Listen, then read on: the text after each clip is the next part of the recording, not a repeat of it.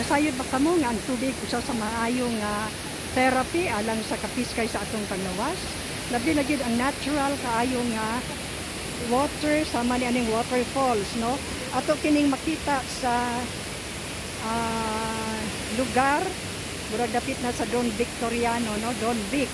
So mao kini ang ilaang waterfalls nga daghan usab nga na mamisita gayud ng mga tourist, no? So ang tubig makaayo gayud sa ato ang lawas. Gani ang ato ang manluluwas, ang ato ang Ginoo, ang manunubos, mingon man siya nga I am the spring of living water, no? Kung kita ko tong muduol kaniya dili gayud uhawon. So mao kini ang ato ang content karon. I hope nga dili gid kita malimot sa pag-inom ni anang 8 glasses of water nga mao ang makatabang usab sa ato ang panglawas. It cleanses our skin, our internal organs, no? Sama sa kidneys, ato ang liver, maayo kini siya mo detoxify ang tubig. So ang waterfalls nindot pud kaayo siya kaliguan, no? Maingon tingali kamo nga unsa man pag-inom. Nindot kayo ang tubod niini tungod kay natural lamang, no? Dili kinahanglan nga atong salaon or whatever tungod kay natural kaayo ang iyang pagka-presko, no? So mao kini nindot usab kaayo kinaiyahan kini nga iyaa sa Dios o iyaang gihatag gayud kanato aron kita makapahimulos niini.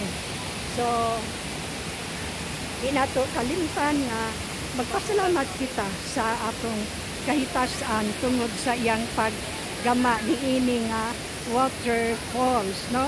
Let us worship the Creator, not the creation. So nindot kayo, Father God, ang imong kabuhatan gayod o wala gayod kami laing mahimo gawas sa pagsayod kami nga we could have thank you enough apan matahom og manindot gayod ang waterfalls nga imong gibuhat.